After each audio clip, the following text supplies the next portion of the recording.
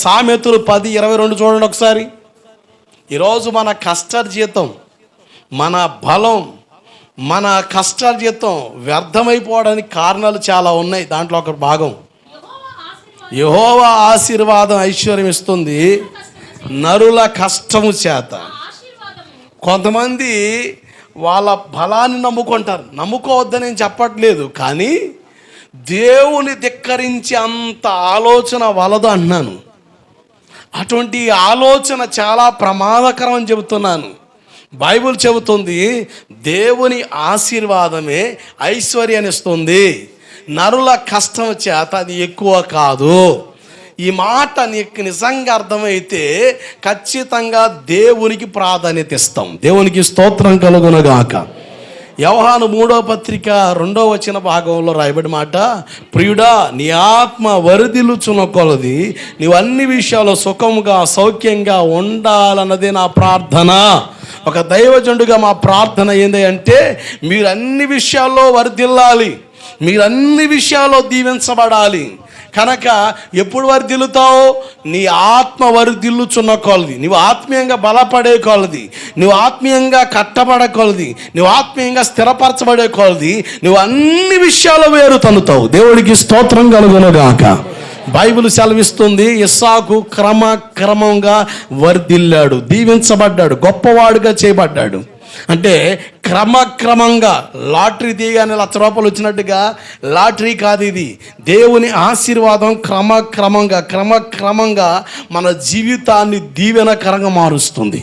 కనుక ఈరోజు చాలామంది తమ బలాన్ని దేవతగా ఎంచుకుంటున్నారట. మాకు బలం ఉంది, ఇక మాకు తిరుగులేదని. ఈరోజు చాలామంది రకరకాల బలాలను బట్టి విర్రవీగుతున్నారు. బైబిల్లో కొన్ని రకాల బలాల గురించి రాయబడి ఉంది. జాగ్రత్తగా చూడండి. ఆత్మ సంబంధమైన బలం లేకపోతే ఈ బలాలు మనం జయించలేం.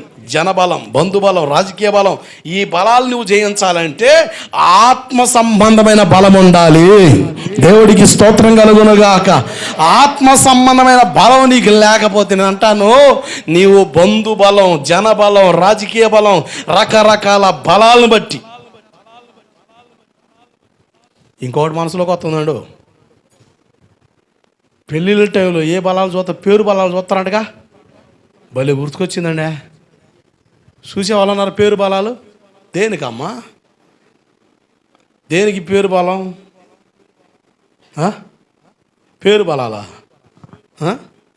ఈ అమ్మాయి పేరు బలం, అబ్బాయి పేరు బలం చూసి పెళ్లి చేసామనుకో ఏం చేద్దాయి? దేనికంట? పేరు బలాలా?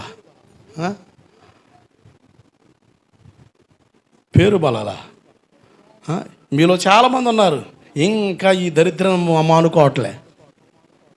పేరు బలం దేనికి చెప్పండి? నేను ఈ మధ్యకాలంలో ఒక న్యూస్ చూసా.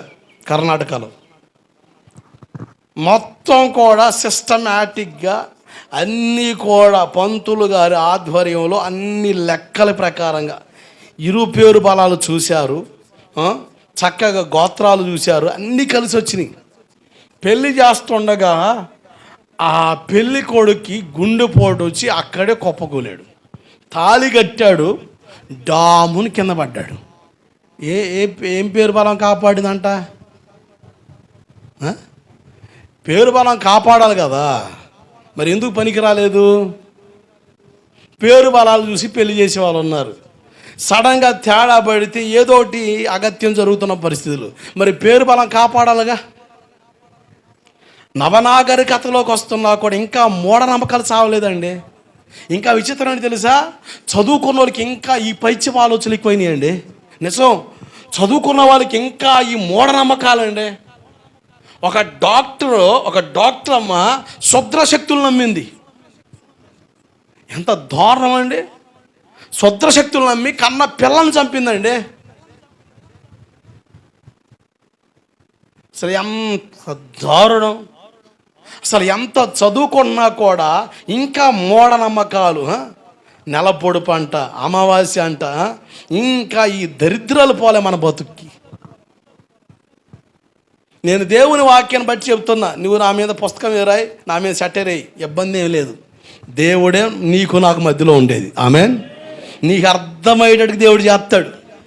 ఇక ఏడుపు తప్ప నీ బతుకులో ఉండదు. జాగ్రత్త.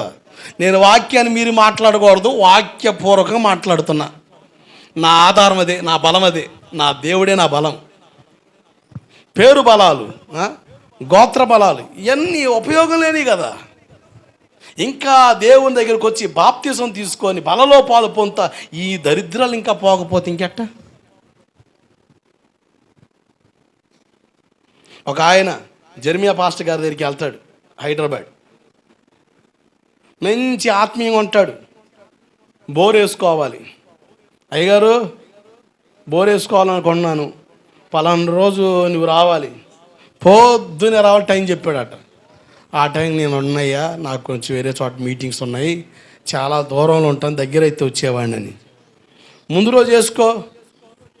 ముందు రోజా అట్ట అంటారు ఏంటండి? అమావాస్య అండి బాబు.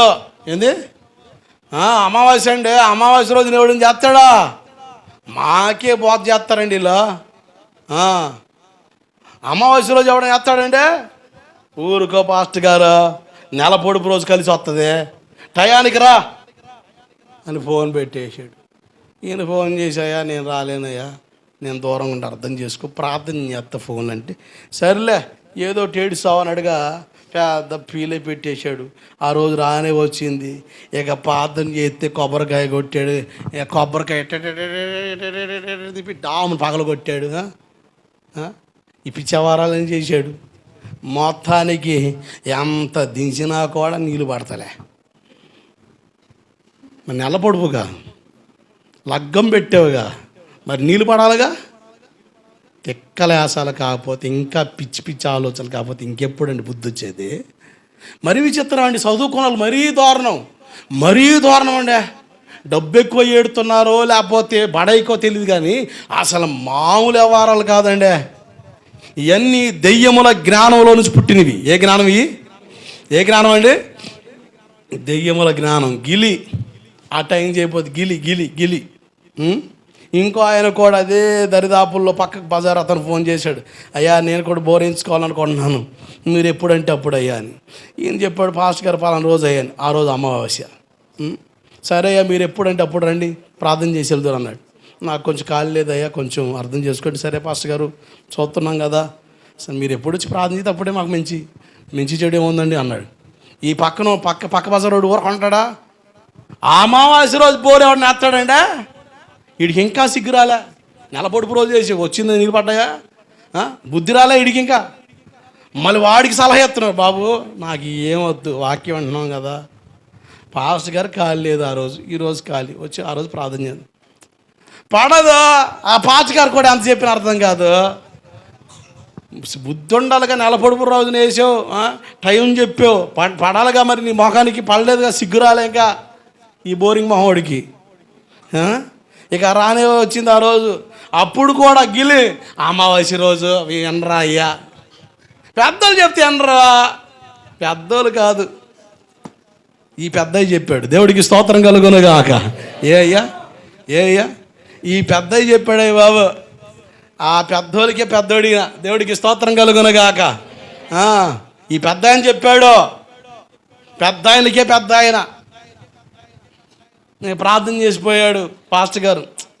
అసలు అమావాస్య రోజు ఎవరిని వేస్తాడని అద్భుతం అండి. కొద్ది లెక్కల కానీ నీళ్ళు పడ్డాయి. ఇంకంతే. ఆ దరిదాపులు కూడా లేని మనిషి, విచిత్రం అండి. ఇవన్నీ మనం కల్పించినయే. మన బలము ఆయనే, మన దిక్కు ఆయనే, మన ఆధారం ఆయనే.